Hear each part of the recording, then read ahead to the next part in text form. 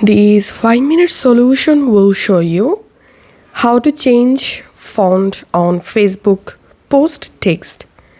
So if you're trying to post something on your Facebook and you want to change this default text font, follow these easy steps. The process will be similar for Android, iOS and computer.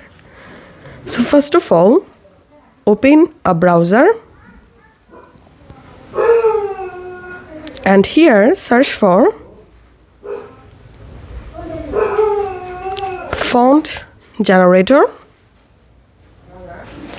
and then here you will get lots of free websites where you can easily generate stylish font. So I'm going to opening the second website and here type your text. I'm going to copy my Facebook post caption from here and pasting the text in this box.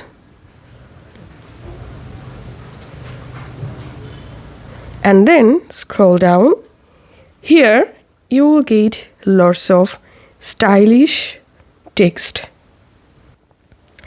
Let's copy this text. So simply select the text that you want to use. Now go to your Facebook and paste the text.